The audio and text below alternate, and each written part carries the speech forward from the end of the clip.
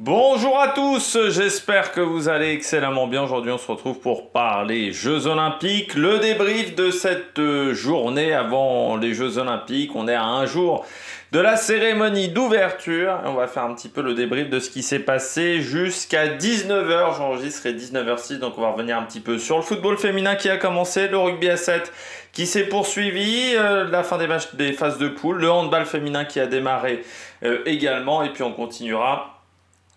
Et on parlera tir à l'arc également parce qu'on en sait un petit peu plus sur les résultats des deux tours de qualification hommes et femmes. N'hésitez pas à vous abonner à la chaîne, à réagir dans les commentaires, à mettre un pouce bleu, à partager la vidéo sur les réseaux sociaux, notamment auprès de vos proches. Vous pensez que ça peut les intéresser. N'hésitez pas à aller voir les shorts. Là aujourd'hui, j'en ai fait qu'un pour le moment, mais il y en aura un pour la deuxième mi-temps du handball. Il y en aura un également pour le match de l'équipe de France en phase de poule. Et puis, il y en aura un autre avec le match de la France en football féminin, également face à la Colombie. On essaiera de faire un débrief à la fin de la rencontre. Sinon, n'hésitez pas à vous abonner à la chaîne. Si vous avez les moyens et que vous voulez soutenir mon travail, vous pouvez faire un super thank. N'hésitez pas à vous abonner. Et on commence tout de suite avec donc le tir à l'arc. On en avait un peu parlé ce matin. Je disais que chez les filles, il y avait peut-être un record du monde qui pouvait se jouer. Alors j'ai changé de navigateur, ça a l'air d'être plus fluide avec comment ça s'appelle le truc c'est Bing, avec Edge, pardon, avec le navigateur de Microsoft qu'avec Opera. Donc moi j'utilise Opera d'habitude, mais voilà, toujours avoir deux navigateurs sur le même ordi. Donc sur le site officiel, vous voyez le nouveau record du monde de Si-Yeong Lim, qui a fait donc 694 points, 688 pour Se-Young Nam, qui a fait son record personnel. L'ancien record était de 692 de Chae-Yong Kang, qui avait fait ça en 2019, et je rappelle que ça s'est réalisé sur 72 flèches. Donc voilà, vous voyez également donc les françaises qui sont donc un petit peu plus loin. Amélie Cordo 17e, Caroline Lopez 21e et Lisa Barbelin 30e. Donc elles sont certes toutes dans la première moitié de tableau, donc c'est surtout intéressant pour Amélie Cordo et pour Caroline Lopez, un peu moins pour Lisa Barbelin qui aura déjà un premier tour un petit peu compliqué à gérer, vu que comme elle est 30e, elle devra affronter donc je crois Gabi Schlosser. On a peut-être déjà les éliminatoires. Est-ce que ça va s'afficher rapidement? Oui, mais je vais pas avoir le tableau complet. Je vous ferai le tableau complet tout à l'heure.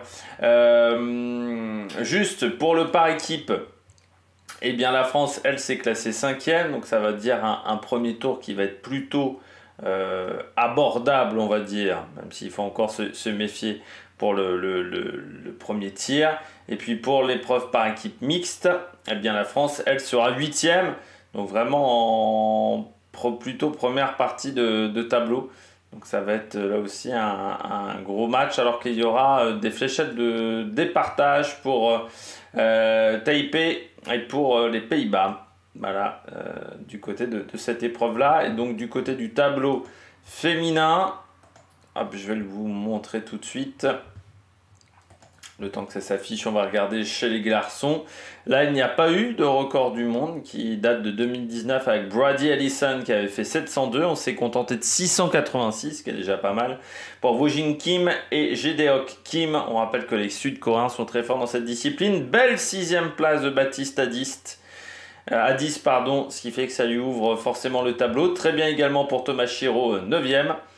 Et le 3e français, Jean-Charles Valadon, est 19e. Donc là, vous voyez que ça s'est mieux passé chez les garçons que chez les filles, avec l'avantage d'être plutôt bien placé au niveau du tir, de se retrouver donc face à des matchs qui devraient être abordables. Et pour le par équipe, ça nous place 2e derrière ces fameux Sud-Coréens. Mais vous voyez, à moins de 25 points. Et on est devant l'Inde, devant la Chine par exemple. Donc ça, c'est plutôt intéressant. Là aussi, je vais vous montrer le tableau homme pour voir les premiers matchs. Du côté donc des filles, en 32e de finale, donc il faudra affronter Barankova pour Cordo. Si on continue Lopez, elle devra affronter Paiglis pour le premier tour. Ça sera donc le 1er août. Tous ces matchs-là. Et Barbelin donc, devra affronter Schlosser. Donc ça sera le 30 juillet en fin de journée. Voilà, donc ça sera pour le tir à l'arc. Et du côté des garçons, donc Chiro va affronter Hernandez. Donc ça sera le 30 juillet à midi. Si on descend, hop, Valandon sera face à Hall. Et surtout, Hadis sera face à Yeremenko. Donc le 1er août. Voilà. Et puis l'avantage, c'est que les Français ne peuvent pas s'affronter tout de suite les uns contre les autres. Donc ça, c'est toujours un petit avantage. On parle du handball féminin. Il y avait quelques matchs, notamment Pays-Bas-Angola, victoire des Pays-Bas, mais un peu sur le final, 34-31. Ça n'a pas été un match si facile que ça pour les Néerlandaises. Les Espagnols, elles ont souffert face aux Brésiliennes. 29-18, des Brésiliennes qui ont été très intéressantes. Les Espagnols qui ont vraiment eu beaucoup de mal, elles se sont pris déjà plus de 15 points en première mi-temps, donc c'est rarement bon signe quand on encaisse autant de buts. Les gardiennes espagnoles qui ont été changées à un moment, mais ça n'a pas vraiment ralenti l'efficacité offensive brésilienne, parce que surtout les défenseurs espagnols qui ont beaucoup eu de mal sur les feintes de corps brésiliennes, qui leur ont fait beaucoup de mal. Et il y avait également du rugby à 7, les Samoa qui ont battu le Kenya 26-0. Et il y a eu également l'Argentine qui a été battue par l'Australie 22-14. Les États-Unis, quant à elles, ont battu l'Uruguay 33-17. Les Fidji ont battu la France 19-12. C'était un peu mieux du côté de l'équipe de France. On s'est un peu moins fait transpercer, il faut bien le dire, que sur les 2 premiers matchs. Il manque quand même encore de l'impact offensif. On a du mal quand même un petit peu quand même dans les zones de rug. Donc ça, c'est des choses qu'il va falloir corriger pour le quart de finale qui aura lieu ce soir. Allemagne-Corée en handball, victoire de la Corée face à l'Allemagne 23-22. Ça a été un match très serré. Il y avait également l'Afrique du Sud face au Japon 49-5. La Nouvelle-Zélande, elle a réussi à battre l'Irlande et pourtant elle était menée 12-0 en début de deuxième mi-temps. Là aussi, les Irlandais qui ont un peu craqué sur la fin face à cette équipe néo-zélandaise. Canada, Nouvelle-Zélande, victoire 2-1 en foot féminin. Match qui a été marqué par une enquête qui a été ouverte hier avec un membre du staff canadien qui a piloté un drone au-dessus du camp d'entraînement néo-zélandais pour essayer d'obtenir des informations sur l'organisation tactique. Le Canada avait décidé de les exclure. La sélectionneur canadienne n'était pas présente sur le banc. Elle avait décidé également de se retirer suite à cette affaire. Et le pilote du drone, 8 mois.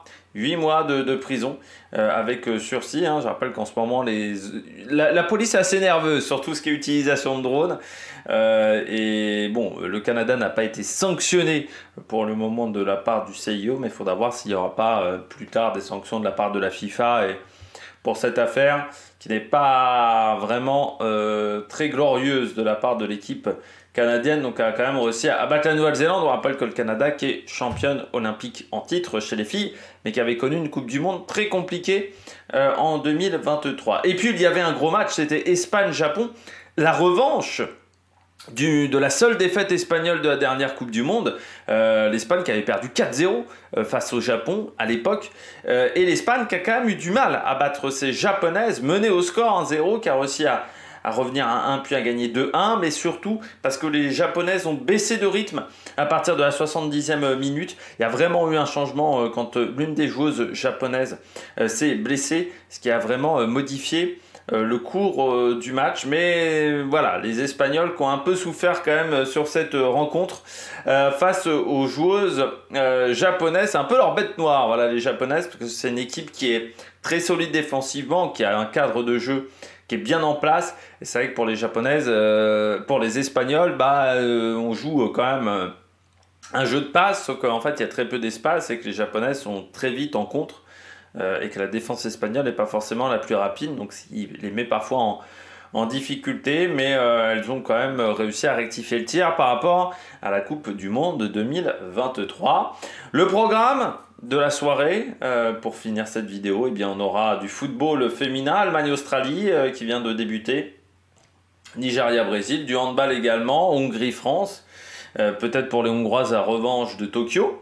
Et puis il y aura du rugby à 7, les matchs de classement, tout d'abord Samoa-Japon et Uruguay-Kenya. Et puis il y aura les matchs à élimination directe un petit peu plus tard. France-Colombie, on en a déjà parlé, match qui va pas être facile, les Colombiennes très dur à jouer, États-Unis-Zambie.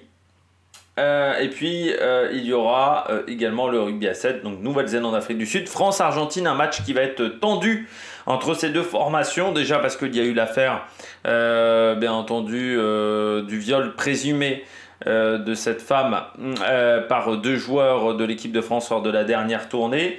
Mais on a vu également qu'au niveau du football, les Argentins avaient eu des propos racistes, donc l'ambiance entre les deux nations n'est pas au beau fixe.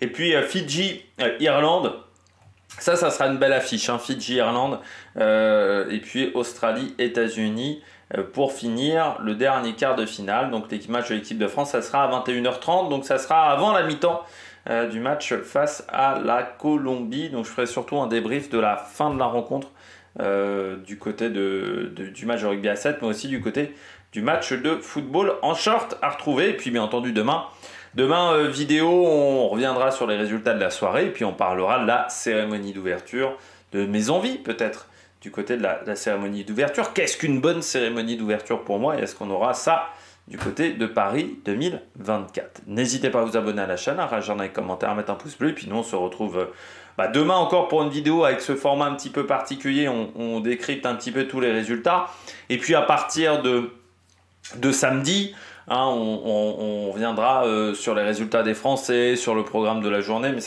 on verra peut-être pas forcément tous les résultats des sports collectifs lors de cette première semaine. On essaiera surtout de voir les classements des différentes équipes parce qu'il y a beaucoup de matchs et c'est pas toujours facile à suivre, et pour éviter que les vidéos fassent 45 minutes, 1 heure, parce qu'on aura déjà beaucoup de choses à dire du côté des Français. Et donc j'aurai mon petit carnet de notes qui est ici, hein, le carnet de notes qui est prêt, qui va être bien blindé je pense sur ces 15 jours de compétition. Allez, nous on se retrouve demain et puis ce soir donc pour les shorts. Allez, ciao ciao.